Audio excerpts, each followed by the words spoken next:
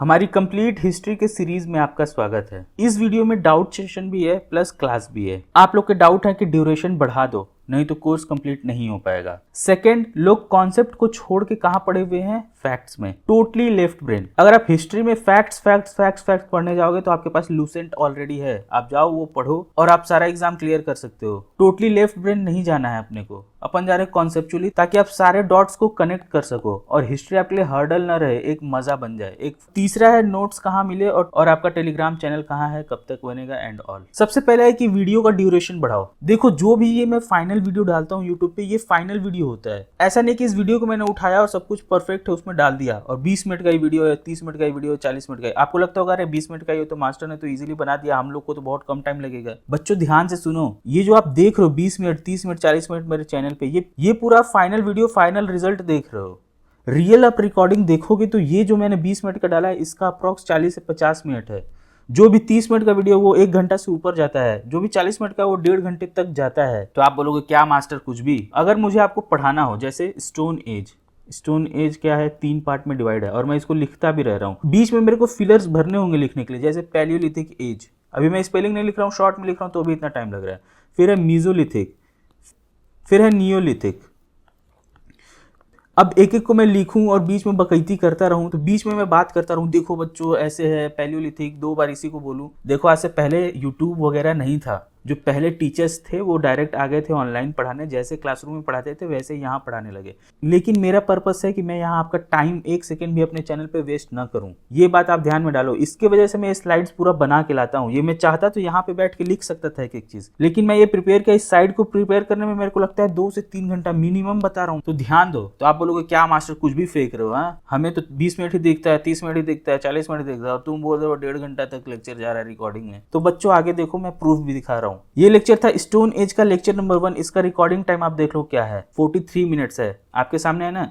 लेकिन ये आपको यूट्यूब पे क्या मिलेगा, 20 मिनट। फालतू में मैं अगर लिखूं कि स्टोन एज, इसको मैं 2 बार बोलूं स्टोन एज और फिर तब तक मैं लिखूं, उसमें हम लोग पढ़ेंगे आज पैलियोलिथिक, ऐसा ही होता है लाइव क्लासेस। इसमें कुछ नया नहीं ना सिखा पाऊंगा मैं, आप समझो। यहाँ पे मैं स्टोन एज लिख रहा हूँ, यहाँ पे मैं 30 सेकंड लगा रहा हूँ, वही चीज पहले से लिख के लाया हूँ तो ये 1 सेकंड में हो गया। इस वजह से ये 40 मिनट कट के किस में हो गया, 20 मिनट में। फालतू चीजें मैंने सारा हटा दिया, सिर्फ आपके लिए इसमें काम का है। तो ये आप ड्यूरेशन पे मत जाओ। मैथ्स का अगर लेक्चर देखोगे उसमें भी लोगों को यही डाउट है। ये देखो जो कल मैंने वीडियो डाला था उसका रिकॉर्डिंग टाइम क्या है, एक्चुअल टाइम क्या है, अप्रॉक्स 1 आवर है कि नहीं, और ये यूट्यूब पे कितने गया है, 34 मिनट गया है। ये है क्वांटिटी और ये मैंने दिया है आपको क्वालिटी। और क्वालिटी में कुछ भी एक ऐसा बात नहीं है जो मैं 59 में आपको बता दूं जो न्यू हो। इसका मैंने फिलर टाइम क्या किया, कट कर दिया है, ट्रिम कर दिया है। पानी पी रहा हूँ, पेन उठा रहा हूँ, पेन रख रहा हूँ, वो सब में 2-2 3-3 सेकंड जो लग रहा है वो मैंने कट किया है, उसमें टाइमिंग लगा है मेरे को। आपको सिर्फ क्या दिया है, क्वालिटी दिया है। अगर आप चाहते हो कि आपको क्वालिटी नहीं चाहिए क्वांटिटी चाहिए तो ठीक है, इस वीडियो को रॉ मैं उठा के एज इट इज यूट्यूब पे पब्लिश कर देता हूँ, 1 घंटे का हो जाएगा। लेकिन इसमें आपका टाइम वेस्ट हो रहा है, ये भी तो देखो। जो चीज आप 40 मिनट में सीख सकते हो उसको 1 घंटा 20 मिनट में सीखने का कोई सेंस बनता है? आपको क्वालिटी चाहिए कि क्वांटिटी? सबसे पहले तो ये चीज कमेंट करके आप मुझे बताओ। और बच्चों एक चीज आपको दिखा रहा हूँ जो कि 100% सच है, जो मैं एज अ क्रिएटर फेस करता हूँ। देखो एज अ टीचर मुझे बहुत ईजी है कि मैं एक व्हाइट बोर्ड लूँ, आपको सीधे यहाँ बैठूं और एक्सप्लेन करना लाइन से स्टार्ट कर दूं। मुझे पता है कि आपको मैथ्स करना है, मैथ्स में बाकी जगह आपको क्या मिलेगा, 500 क्लासेस मिल रही हैं। यूपीएससी का अगर कोई ऑप्शनल कर रहा है ना किसी भी सब्जेक्ट का, ऑप्शनल यूपीएससी का किस लेवल का होता है पता है, स्नातक मतलब ग्रेजुएशन। वो क्लासेस होती है मैक्सिमम 200 से ज्यादा नहीं होता है। उसमें आप यूपीएससी लेवल का कंटेंट सीख रहे हो, वो भी ग्रेजुएशन लेवल का। और ये मैथमेटिक्स है, कितना है, क्लास 10th तक का। मतलब आप सोच के देखो। और इसको मास्टर जी लोगों ने किस में कन्वर्ट किया है, 300, 400, 500। मुझे तो कोई हैरानी नहीं होगा कि आगे चल के ये 1000 भी ये लोग वीडियोस पब्लिश कर दें क्लास 10th के लिए। अरे कॉमन सेंस लगाओ बच्चों। अगर मुझे यहाँ लेक्चर खेलना होता है तो मैं भी 500 लेक्चर बना सकता हूँ फटाफट। मुझे पता है ग्रोथ मिलेगा मुझे अगर मैं एक दिन में 4 वीडियो डालूंगा, लेकिन इसका कोई फायदा नहीं है। क्यों? क्योंकि बता रहा हूँ, कितने बच्चे हैं जिन्होंने फाउंडेशन बैच कर लिया है, ऑनलाइन कोई ना कोई कोर्स परचेस कर लिया है, लेकिन उनको कॉन्फिडेंस नहीं है। आप मेरे वीडियोस में ही जाके देखो, कमेंट्स में आपको मिल जाएगा। उनको कॉन्फिडेंस ही नहीं है कि क्वेश्चन को तोड़ना कैसे है, उनको पता ही नहीं है। उन्होंने कोर्स सारा कर लिया, 500 वीडियोस लेक्चर उन्होंने आराम से बैठ के मौज में देख लिया, नोट्स भी बना लिया, पीडीएफ भी उनका लेके पढ़ लिया। उनको पता ही नहीं क्वेश्चन को ट्रैक कैसे करते हैं, क्वेश्चन को फोड़ना कैसे, उनको कॉन्फिडेंस ही नहीं है, उनको दिमाग में लॉजिक ही नहीं आ रहा है। बच्चों आपको पता नहीं है, लेकिन आप कॉमन सेंस लगाओ ना। मैं आपको बता रहा हूँ, जाके कोई भी अगर आपके नोन पर्सन में यूपीएससी का प्रिपरेशन कर रहा है तो उनसे पूछना भैया यूपीएससी का प्रिपेयर करो, बस मुझे एक छोटू सा बात बता दो कि जो यूपीएससी का ऑप्शनल है, ऑप्शनल का क्या लेवल होता है, वो बोलेंगे ग्रेजुएशन लेवल। और ऑप्शनल के मैक्सिमम क्लासेस आपके यूपीएससी लेवल में कितने हैं, तो वो बोलेंगे भाई मैक्सिमम तो 200 ही होंगे, बहुत ज़्यादा होगा 250 होगा। अब सोचो ये क्या है, यूपीएससी लेवल है, ये किसका बात हो रहा है, यूपीएससी का, उसमें भी optional is one of the major chunk in the UPSC preparation, और इसकी क्लासेस हैं सिर्फ 200 से 300। एसएससी में आप देखोगे तो यहाँ क्या खेला चल रहा है, क्लास 10th तक का मैथ्स है बच्चों, क्लास 10th तक कभी पूरा नहीं आता है। अगर अच्छे से ट्रिग्नोमेट्री पूछने लगे ना तो कई लोग का पैंट यहीं गीला हो जाएगा। क्लास 10th का भी पूरा नहीं है, सोचो 80 to 90% आपका कहाँ है, क्लास 6 to 8 तक का है, 9th का है थोड़ा बहुत। तो ये चीज आप समझो कि इसको किस में कन्वर्ट किया गया है, 500 लेक्चर में। जितने भी रैंक निकाले हैं जाके देखो, जिन्होंने सेल्फ स्टडी से यूट्यूब पे बहुत सारी स्टोरीज हैं जिन्होंने निकाला है, क्या उन्होंने कोर्स किया है, कहीं नहीं।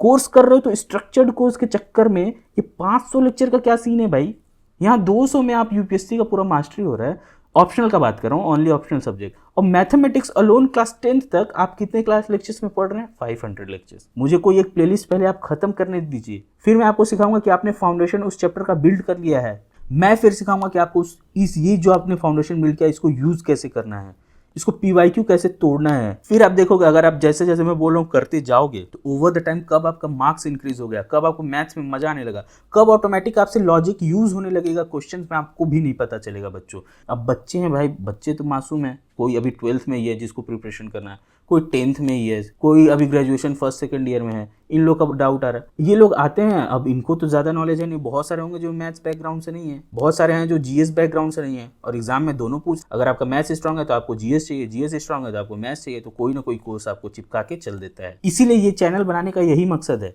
और यहाँ पे आप लोग कॉमेंट कर रहे हो वीडियो का ड्यूरेशन बढ़ाइए, ड्यूरेशन वो मेरे पे छोड़ दो बच्चों, मेरा काम है ना आपको सब्जेक्ट का पूरा कराना, वो मेरा काम है। 20 मिनट में दूं या 20 घंटे में दूं, आपका काम क्या है कि इस वीडियो को देख के अगर आपका मार्क्स बढ़ रहा है, सब्जेक्ट में मजा आ रहा है, कॉन्फिडेंस आ रहा है, पेपर में आप देख रहे हो कि आपका मॉक टेस्ट में एंशिएंट हिस्ट्री आपने यहाँ से कर लिया, अब एंशिएंट हिस्ट्री का 90% क्वेश्चन आप ट्रैक कर ले रहे हो, तो बस आपका काम हो गया। आप लोग जो भी कॉमेंट कर रहे हैं कि मुझे ड्यूरेशन बढ़ाओ एंड ऑल, मैं उन सभी से बस एक ही चीज़ पूछना चाहता हूँ कि कल जो मैंने लेक्चर जितना भी अपने चैनल पर डाला है, और अगर आपने देखा है, इसका मैं टेस्ट लूँ अभी के अभी, हो गया ना 2 दिन डाले हुए, अगर मैं इसका टेस्ट लूँ अभी तो मैं गारंटी के साथ कह सकता हूँ कि सिर्फ एक लेक्चर का, मैं पूरे एंशिएंट हिस्ट्री का बात नहीं कर रहा हूँ, सिर्फ एक लेक्चर का अगर मैं टेस्ट लूँ तो मैं गारंटी कह सकता हूँ कि 95% बच्चे अभी भी क्वेश्चंस नहीं कर पाएंगे। ये बात आपको पता है, यही डिफरेंस होता है एक सेलेक्टेड और एक फेलियर स्टूडेंट में। फेलियर स्टूडेंट पूरा लेक्चर्स तो करते जाएगा, कमेंट करेगा जल्दी कराओ मास्टर साहब, क्या कर रहे हो, वीडियो का ड्यूरेशन बढ़ाओ एंड ऑल, लेकिन अगर आपके पास जो है उस पर तो आपका फोकस है ही नहीं। मैंने आप पे परसेंटेज का 5 से 7 लेक्चर करा दिया, एंशिएंट हिस्ट्री का 1 लेक्चर करा दिया। अगर मैं इन्हीं दोनों का सिर्फ टेस्ट लूँ तो 95% लोग 90% भी स्कोर नहीं कर पाएंगे। ये मैं लिख के दे रहा हूँ, और यही रियलिटी है। पढ़ने वाले बच्चे सिर्फ 10% है किसी भी फील्ड में, इन्हीं 10% में से रैंक आता है। मैं इतना श्योर हूँ कि मेरा कंटेंट 100% एक्यूरेट है। अगर एसएससी का लेवल 100 है तो हम लोग जा रहे हैं 200 भी नहीं, 500 तक मैं आपको लेके जा रहा हूँ, हंसी मजाक खेल कूद में, और आपको छोटा छोटा पता भी नहीं चल रहा है। लेकिन अभी आपको ट्रस्ट नहीं हो रहा है, क्यों? क्योंकि इतना सिंपल मैं कर दिया हूँ कि अरे ये इतना सिंपल तो हो ही नहीं सकता, तो इतना सिंपल कैसे हो गया, ये इतना सिंपल नहीं हो सकता।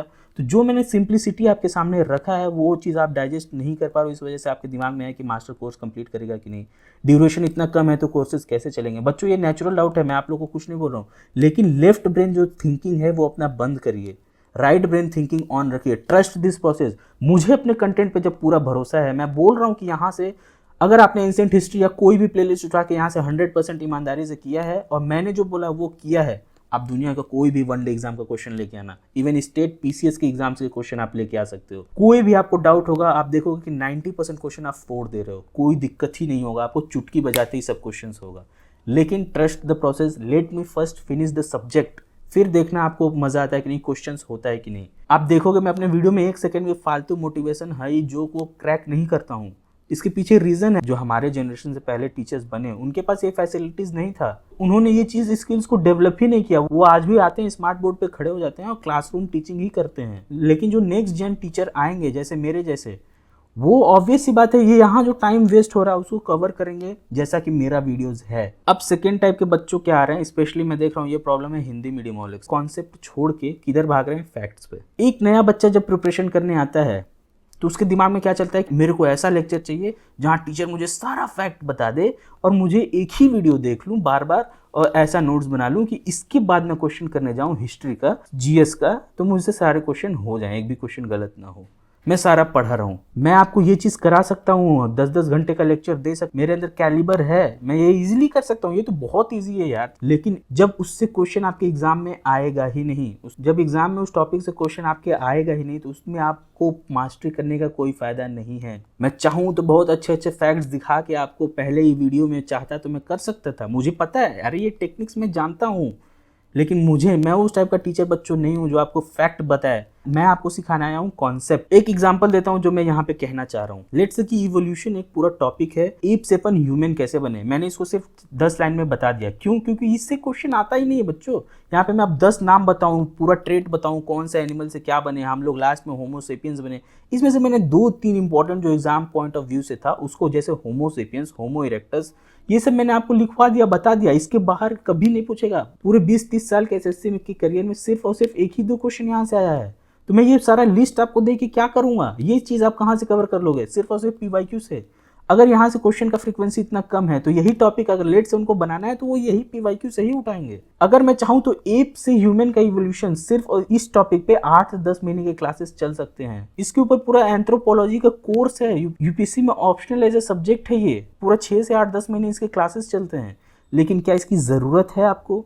बिल्कुल नहीं। क्या इससे एग्जाम में क्वेश्चन आने वाले हैं? बिल्कुल भी नहीं। तो बच्चों मैं आपको वही चीज दे रहा हूं जो आपके लिए जरूरत है। एक बार प्लेलिस्ट को कंप्लीट होने दीजिए। पहली बात तो आपको बिलीव ही नहीं हो रहा है कि ये इतना सिंपल लेक्चर कैसे है, कैसे इतना कोई सिंपल मुझे बता दिया और इतना इजीली मैं समझ गया। बार बार बोल रहा हूँ, natural beauty lies in the simplicity. मैं चाहूँ तो इसको 2 घंटा कॉम्प्लिकेटेड करा के क्लास में 10-50 क्वेश्चन आपको करा के 10-10 फैक्ट ऑप्शन पे बता सकता हूँ। मुझे ये टेक्निक आता है, लेकिन ये टेक्निक गलत है।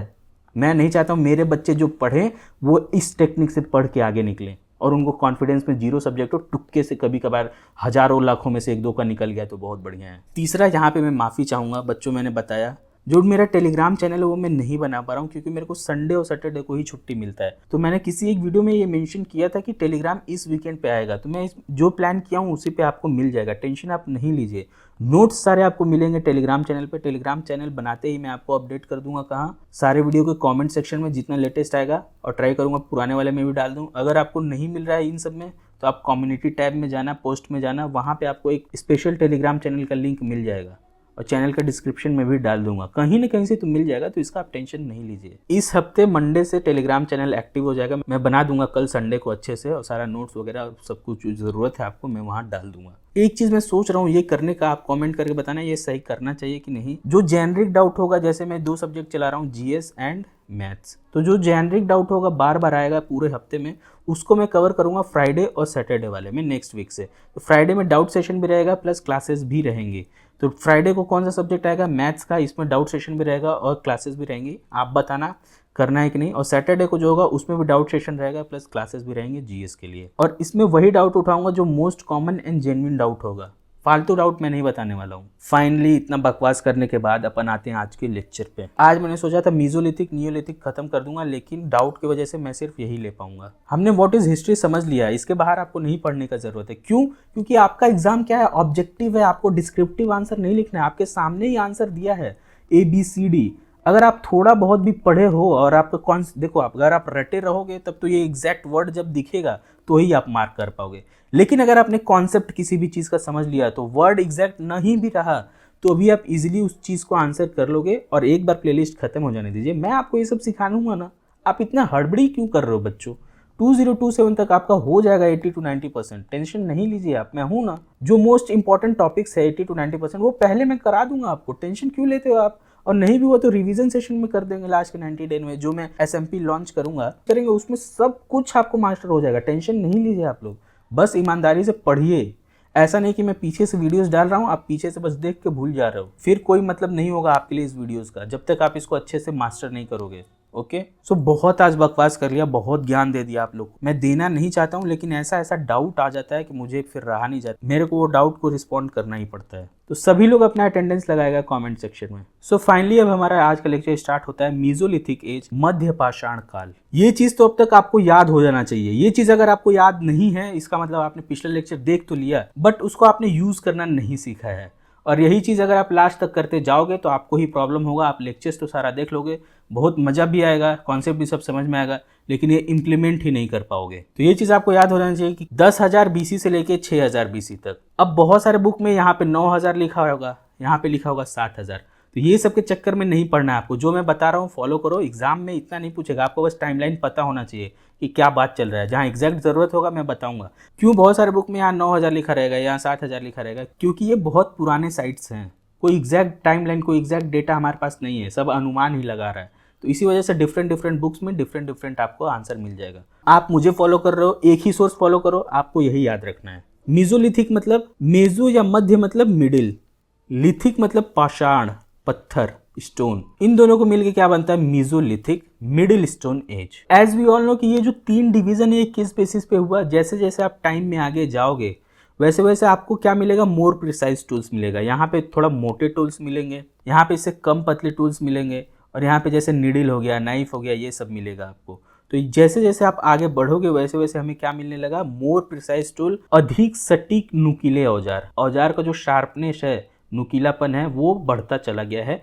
इसी बेसिस पे हमने इन 3 डिवीजन को रखा है। तो हमने पैलियोलिथिक कर लिया है पूरा डिटेल में। आज हम लोग देखने वाले हैं मीजोलिथिक या फिर मध्य पाषाण काल। मीजोलिथिक एज में जो सबसे पहला चीज आपको याद रखना है, new tools and more sharper या फिर प्रिसाइज टूल्स, नए और अधिक नुकीले औजार। इसी बेसिस पे ये डिवीजन भी हुआ है। तो ये तीनों पॉइंट में लिखोगे। सबसे मोटा औजार किस में मिला अपने को? पैलियोलिथिक में। फिर इससे कम पतला किस में मिला अपने को? मीजोलिथिक में। और इससे भी एकदम शार्प नीडल जैसा, ये किस में मिला हमें? नियोलिथिक में। तो ये जो डिवीजन है इसी बेसिस पे है। तो पहला पॉइंट हमें यही याद रखना है। अधिक नुकीले औजार और मोर प्रिसाइज टूल्स हमें मिले, और जो अधिक और जो ये शार्पर टूल्स थे, मोर प्रिसाइज टूल्स थे, इन्हें क्या बोला जाता है? माइक्रोलिथ। माइक्रो मीन्स सूक्ष्म, छोटा, और लिथ मतलब पत्थर। तो छोटा छोटा पत्थर जो है उसी से ये टूल्स बना होता था। सो हमें क्या क्या मिला? बो एंड एरो, धनुष बाण। मीजोलिथिक के बहुत सारे साइट्स पे हमें बो एंड एरो का एविडेंस मिला है। तो सबसे पहला ह्यूमन मिसाइल जो यूज किया गया था वो क्या है? धनुष बाण ही था। और ये कब यूज किया गया था? मीजोलिथिक पीरियड में, मध्य पाषाण काल में। और कौन कौन सा टूल्स मिला? जैसे धनुष बाण मिला, ये देखोगे मोगली लेके घूमता रहता है जंगल बुक में, ये वाला टूल था। गुलेल मिला, हार्पुन मिला। हार्पुन मतलब हंटिंग में यूज होता था, स्पेशली मछली पकड़ने का नुकीला भाला जो होता है। तो ये सब हमें मिला। और अब देखोगे कि इनका जो शार्पर पार्ट होता था वो 1 सेंटीमीटर से लेके कितना होता था? 5 सेंटीमीटर तक। और ये सारे टूल्स किस चीज से बने होते थे? ये इंपॉर्टेंट पॉइंट है। आप बालू देखे हो बच्चों? बालू आपने देखा है, बालू में एक चमकीला पत्थर होता है जिसपे धूप पड़ता है तो वो बहुत गर्म हो जाता है। उसी से ये सारे टूल्स बने रहते थे, और इसका नाम क्या था? क्वार्टजाइट या फिर जैस्पर। इसी से हमें क्या बनाया जाता है? ये सारे टूल्स इस पीरियड में जो भी मिले वो इसी का यूज करके बनाया गया है। Quartzite and jasper. वीडियोस को मल्टीपल टाइम्स देखो, कोई रॉकेट साइंस नहीं है, मैं तो इतना सिंपल लैंग्वेज में आपको बता ही रहा हूँ, लेकिन ये याद करना पड़ेगा। ये चैलेंजिंग पार्ट है आपके लिए। एक बार मेरे को फ्लैश कार्ड वाला टेक्निक बताने दीजिए, तो इसके लिए भी आपको दिमाग नहीं लगाना है। बस लेक्चर्स में आप ये देखो कि ये सारा चीज आपको समझ में आ रहा है कि नहीं, कहीं आप डाउट तो नहीं रह गया आपको। जैसे उस टाइम जो ह्यूमंस थे, वहाँ के लोग थे, उनको शार्पर टूल्स मिला, उनके लिए हंटिंग क्या हो गया? बहुत आसान हो गया। पहले हंटिंग बहुत मुश्किल था, लेकिन शार्प टूल आने की वजह से बहुत आसान हो गया। इस पीरियड में भी, मीजोलिथिक पीरियड में भी, हंटिंग एंड फूड गैदरिंग क्या है? मेन फॉर्म ऑफ इकोनॉमी अभी भी यही है। लेकिन हमें मीजोलिथिक पीरियड में एविडेंस ऑफ ग्रेन्स मिला। एविडेंस ऑफ ग्रेन मिला? राइस हस्क, मतलब अनाज का प्रमाण मिला। चावल की भूसी, राइस हस्क किसको बोलते हैं? चावल की भूसी। तो मीजोलिथिक पीरियड में हमें अनाज का प्रमाण मिलता है। इसको आइडेंटिफाई करने के लिए हमारे पास मीजोलिथिक पीरियड में क्या मिला? Rice husk. लेकिन अगर आप देखोगे तो ये जो राइस हस्क मिला, या फिर राइस हस्क मिलना कि हमारे यहाँ एग्रीकल्चर हो रहा है, लेकिन मीजोलिथिक में एग्रीकल्चर क्या है? बहुत ही छोटा है, बहुत अभी जस्ट स्टार्ट हुआ है, बच्चा हुआ है, समझ लो अभी पैदा हुआ है, बहुत ज़्यादा लेवल पे नहीं किया जा रहा है। जस्ट स्टार्ट हुआ है, लोग बीज डालना सीखें, अभी जस्ट स्टार्ट हुआ है, जस्ट अभी पैदा ही हुआ है, समझो ऐसे। बहुत बड़े स्केल पे एग्रीकल्चर को नहीं किया जाता था। अभी भी मेन फॉर्म ऑफ इकोनॉमी क्या था? Hunting and food gathering. अब हम लोग देखेंगे मध्य पाषाण काल के स्थल, sites of mesolithic in India. तो गैंगटिक वैली देखोगे आप, गंगा घाटी अगर आप देखोगे तो वहां पे बेलन रिवर के पास नियर प्रयागराज हमें 3 बहुत ही महत्वपूर्ण साइट मिलता है। ये तीनों का नाम आपको याद होना चाहिए और इससे पीवाईक्यू में क्वेश्चन आया भी हुआ है। अगर क्वेश्चन फ्रेम होगा तो इसी टॉपिक पे फ्रेम होने के चांसेस 80 to 90% है। तो ये तीनों तो आपको हमेशा याद होना ही चाहिए। तो ये गैंगटिक वैली मतलब जो गंगा प्लेन्स हमें है वहां पे हमें ये 3 साइट मिला है, बेलन रिवर के पास नियर प्रयागराज। तो ये तीनों साइट एक एक करके देखते हैं और इनके बारे में डिटेल्स में पढ़ेंगे कि तीनों साइट्स में क्या क्या स्पेशल खोज या फिर क्या क्या स्पेशल बातें हमें जानने को मिला। 3 क्या है, पहला क्या है चौपानी मांडो, दूसरा क्या है कोल्दी हवा और तीसरा क्या है सराई नहर राय। गैंगटिक प्लेन या फिर गंगा घाटी क्यों बोला गया, क्योंकि गंगा का ओरिजिन कहाँ से हो रहा है, हिमालय से, वो ऐसे आते हैं और बे ऑफ बंगाल में चली जाती हैं। तो इसी जहाँ भी, अब ऑब्वियस सी बात है, जहाँ नदी है जहाँ उपजाऊ जमीन है, जहाँ नदी है पानी मिलेगा, यहीं पे आपको जानवर, लोग और सब कुछ मिलेगा। नदी के किनारे ही गाँव बसाया जाता था। सो यहीं पे 3 इंपॉर्टेंट मीजोलिथिक साइट्स हमें मिलते हैं और ये तीनों कहाँ हैं, उत्तर प्रदेश में। सो एक एक करके अपन डिटेल में देखते हैं। सबसे पहला क्या है, कोल्दी हवा। सो ये हमें कहाँ मिला, वेलन घाटी या फिर बेलन नदी के पास। और इसका इंपॉर्टेंट बात जो आपको ध्यान रखना है, तो यहीं पे हमें मिला एविडेंस ऑफ ग्रेन। जो मैंने आपको बताया ना कि धान का छिलका, अभी मैंने आपको बताया ना कि हमें अनाज का प्रमाण जो मिला वो यहीं पे मिला। और उसमें हमें क्या मिला, राइस हस्क, चावल का भूसी या फिर धान का छिलका। आप देखे होगे जो भी, तो आपको याद होगा। ये जो था, ये राइस हस्क, अगर इसका कार्बन डेटिंग किया गया तो हमें किस टाइम पीरियड का मिला, 6500 BC का। और सबसे इंपॉर्टेंट बात, जो ये राइस ग्रेन हमें यहाँ कोल्दी हवा से मिला, ये दुनिया में सबसे ओल्डेस्ट एविडेंस ऑफ ग्रेन है। अभी तक पूरे दुनिया में जितना भी मीजोलिथिक साइट पाया गया है, तो उसमें से सबसे पुराना जो ग्रेन्स मिला है वो कहाँ मिला है, इंडिया में भी, यूपी में, कहाँ पे, कोल्दी हवा में। ये जो हमें एविडेंस ऑफ ग्रेन मिला, राइस हस्क मिला, ये सबसे पुराना है पूरे दुनिया में। सो राइस हस्क मिलने या फिर अनाज के एविडेंस मिलने का मतलब क्या है, इसका मतलब है कि हमें कल्टीवेशन आता है, कृषि आता है, खेती करने आता था, तभी तो ये उपजाऊ हुआ और हमने इसको संभाल के रखा, यूज करते थे डे टू डे लाइफ में। कोल्दी हवा में बस आपको यही 3 पॉइंट याद रखना है। ग्रेन का एविडेंस मिला, उसमें भी हमें क्या मिला, राइस हस्क, और उसका टाइम पीरियड क्या है, 6500 BC। और ये पूरा दुनिया का सबसे ओल्डेस्ट है। दुनिया में जितना भी अभी ग्रेन मिला है, एविडेंस ऑफ ग्रेन मिला है, उसमें सबसे पुराना कहाँ पे मिलता है हमें, जो ग्रेन मिला है वो कहाँ का है, कोल्दी हवा का। अब सेकेंड पे आते हैं, चौपानी मांडो। पिछले वाले में हमें क्या मिला था, राइस हस्क, ग्रेन या फिर खाने का प्रमाण मिला था। इसमें हमें क्या मिला, पॉटरी मिला, बहुत सारे बर्तन मिले जो कि हैंडमेड थे। पहले के ज़माने में आप देखोगे, आपके नानी गांव में, नानी दादी को अगर आप देखे होगे बचपन में, आप लोग तो नहीं, आपसे पहले थोड़े से जो लोग बड़े होंगे, उन्होंने अपना अनाज बहुत बहुत बड़े बड़े कंटेनर में स्टोर करके रखा हुआ है, वो भी मिट्टी का बना होता था। तो ये सब जो है पॉटरी जो बना होता था, इसका एविडेंस हमें कहाँ मिला है, चौपानी मांडो में। और ये पॉटरी होते थे, ये हाथ से बनाए गए थे और इसका एविडेंस हमें मिला। और इसका भी टाइम पीरियड क्या है, 6500 BC ही है। और अगेन ये जो पॉटरी मिला, ये भी पूरे दुनिया में सबसे पुराना बर्तन है, मिट्टी का बर्तन दुनिया में सबसे पुराना अभी तक का जितना भी डिस्कवरी हुआ है। अगर मिट्टी का बर्तन का बात करें, वो सबसे पुराना कहाँ का है, चौपानी मांडो का। कब का है, 6500 BC का। अब यहाँ सोचने वाला बात यह है कि अगर हमें पॉटरी मिला, इसका मतलब क्या है, पॉटरी कौन यूज करेगा। आपकी दादी और नानी किस चीज के लिए यूज करती थी, स्टोर करने के लिए, क्या, ग्रेन्स को, अनाज को। तो इन्होंने भी वही किया है। पॉटरी का यूज तभी होगा जब कुछ स्टोर करना होगा। आप हंटिंग में क्या कर रहे हो, जानवर को मार रहे हो, खा जा रहे हो। अगर आपने जानवर को नहीं खाया तो उसका मांस सड़ गल के खराब हो जाएगा। लेकिन ग्रेन्स में ऐसा नहीं है। एग्रीकल्चर के क्या इसमें क्या कि एक तो आपके पास लैंड होना चाहिए, स्टैटिक, मूवेबल नहीं है, ये इधर उधर से नहीं जाना है, एक ही जगह होना है। इसको ग्रो होने में टाइम देना पड़ेगा, 3 से 6 से 8 महीना। और ये छोटे अमाउंट में नहीं होगा, एक जानवर को आपने नहीं मारा, ये पूरे बड़े खेत पे हो रहा है। तो इस खेत से जो निकला वो एक बार में कोई नहीं खा सकता है, तो इसको स्टोरेज का जरूरत पड़ा। तो इसीलिए इस टाइम पे जो लोग थे उन्होंने क्या बनाया, पॉटरी, हाथ से बर्तन बनाया, जिसमें ये खाना जो एग्रीकल्चर से इतना बड़ा प्रोड्यूस होता था, एक ही बार स्टोर कर देते थे ताकि आने वाले सीजन्स में खा सकें। तो मिट्टी का बर्तन मिला, तो इसका मतलब कि ये किस पर्पस के लिए हो रहा है, खाना या फिर अनाज को स्टोर करने के लिए। तो अनाज को स्टोर किया जा रहा है, इसका मतलब क्या है कि हमें एग्रीकल्चर आता था, हमें एग्रीकल्चर पता है, कृषि कैसे होता है पता है, तभी तो हमारे पास खाना आया, तभी तो हमने उसको स्टोर किया पॉटरी में। लेकिन ये एग्रीकल्चर का अभी मीजोलिथिक पीरियड में क्या है, बच्चा वाला पीरियड है। अभी ये जस्ट बॉर्न हुआ है, चलना सीख रहा है। बड़े स्केल पे ये चीज़ नहीं मिला हमें, छोटे छोटे बर्तन मिले, छोटा छोटा सब कुछ मिला। और अभी मैंने आपको बताया कि जो टूल्स होते हैं वो कैसे होते हैं, या देखो आप, ऐसे ही टूल्स होते थे, छोटा छोटा, ज़्यादा बड़ा नहीं है। ये देखो 2 सेंटीमीटर 5 सेंटीमीटर से बड़ा थोड़ी होगा ये सब। ऐसे टूल्स मिलते थे, बहुत सारे पत्थर्स को मार काट के बनाया जाता था टूल्स। और यही टूल्स हमें मिलते थे कहाँ, मेसोलिथिक पीरियड में, मध्य पाषाण काल में। सो कोल्दिवा में हमें क्या याद रखना है, सिर्फ और सिर्फ राइस हस्क, ग्रेन का अनाज मिला है तो हम किसको मारेंगे, कोल्दिवा। चौपानी मांडो आया है तो हमें क्या मिला है, सिर्फ और सिर्फ एक बात याद रखना है, पॉटरी, वो भी हैंडमेड, मिट्टी के बने हाथ से बर्तन। और हाँ, ये जो राइस हस्क और पॉटरी मिला है ये दुनिया में सबसे पुराना है, ओल्डेस्ट है। दुनिया में अभी जहाँ भी ये सब एविडेंस मिला है ग्रेन्स का या फिर पॉटरी का, इंडिया में सबसे पुराना है। कितना है, 6500 BC। यहीं पे मैंने रिवीजन भी करा दिया आपका। अब आते हैं अपने लास्ट पे, सराई नहर राय। इसमें ज्यादा नहीं, बस एक ही बात आपको याद रखना है। सराई नहर राय पे हमें क्या मिलता है, oldest evidence of tribal war. दुनिया में सबसे ज्यादा जो लोग ट्राइबल्स बीच के लड़ाई का युद्ध हुआ है उसका ओल्डेस्ट एविडेंस हमें कहाँ मिलता है, सराई नहर राय में। और ये भी कैसे मिला, वहाँ के दीवार पे पेंटिंग किया गया है दो ट्राइब्स के बीच में लड़ते हुए। तो ये ट्राइब उसको मार रहा है, ये ट्राइब इसको मार रहा है, तो ये जो फाइटिंग है वहाँ के पेंटिंग पे मिला हुआ है।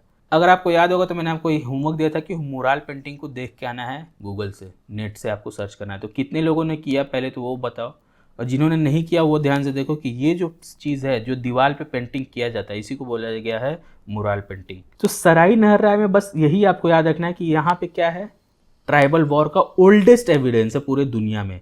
और ये भी हमें कैसे पता चला, मुराल पेंटिंग के थ्रू, जो दीवार पे वहाँ पे पेंटिंग बनाया गया है दो लोग को आपस में लड़ते हुए। ये देखो, ये लड़ते हुए दिखाया ना, इसके हाथ में धनुष तीर है, ये इधर से तलवार लिया हुआ है, समझ रहे हो। तो ये चीज़ ये पेंटिंग की वजह से हमें पता चलता है। तो ये तीनों आपको याद रखना है, बहुत ईजी है, कोई रॉकेट साइंस नहीं। चौपानी मांडो में क्या है, पॉटरी है। कोलदेवा में क्या है, राइस हस्क है, ग्रेन का ओल्डेस्ट एविडेंस है, दोनों तीनों तो ओल्डेस्ट एविडेंस है। सराय नहर में क्या है, ट्राइबल वॉर है। ट्राइबल वॉर को क्या बोलते हैं हिंदी में, जनजातियों के बीच युद्ध के सबसे पुराने प्रमाण। सो ये तीन साइट तो आपके दिमाग में एकदम कार्बन कॉपी की तरह छप जाना चाहिए। इसके अलावा भी जो इंपॉर्टेंट साइट्स है वो आपको मैं लिखवा दे रहा हूँ।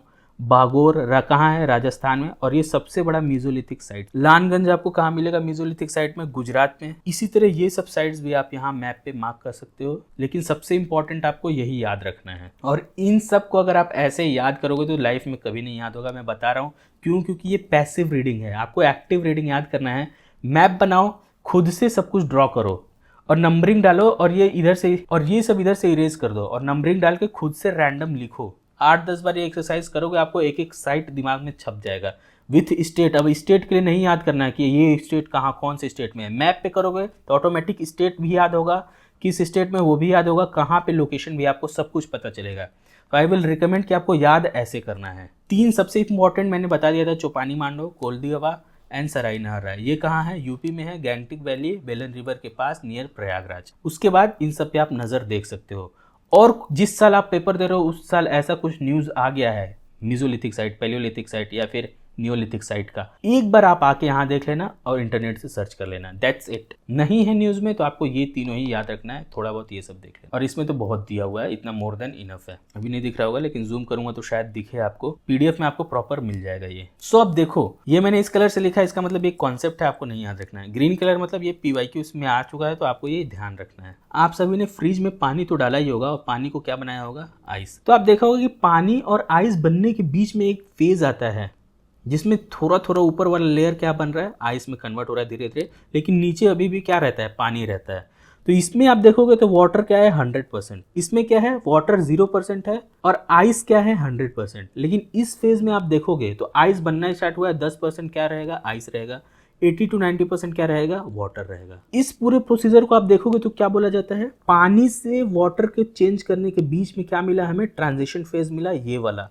और इसमें आपको क्या मिलेगा, आइस भी मिलेगा, वाटर भी मिलेगा। यहाँ आइस नहीं मिलेगा, यहाँ वाटर नहीं मिलेगा, लेकिन इस ट्रांजिशन फेज में आइस भी मिलेगा और वाटर भी मिलेगा। ये बताने का सिर्फ और सिर्फ एक ही मतलब है कि जो हमारा मेसोलिथिक पीरियड है वो क्या है, ट्रांजिशन फेज है पैलियो और नियो का। पैलियो मतलब पूरा पाषाण काल, और नियो मतलब नव पाषाण काल। मध्य पाषाण काल है वो पैलियोलिथिक, और नियोलिथिक का क्या है, ट्रांजिशन फेज है। ट्रांजिशन फेज मतलब यहाँ, इसका मतलब इसमें आपको आइस भी मिलेगा और वाटर भी मिलेगा। आइस का मतलब और वाटर का मतलब क्या है, मेसोलिथिक साइड में आपको किसका एविडेंस मिलेगा, पैलियोलिथिक पूरा पाषाण काल का भी एविडेंस मिलेगा, और नियोलिथिक नव पाषाण काल का भी एविडेंस कहाँ मिलेगा आपको, मेसोलिथिक पीरियड मध्य पाषाण काल में। क्यों, क्योंकि ये ट्रांजिशन फेज है, अभी मैंने आपको रियल लाइफ एग्जांपल के थ्रू बता दिया। तो ये लाइन बस आपको याद रखना है, बाकी स्टोरी भूल भी जाओ तो कोई दिक्कत नहीं है। मेसोलिथिक क्या है, ट्रांजिशन है कहाँ, पैलियो से नियो के बीच का।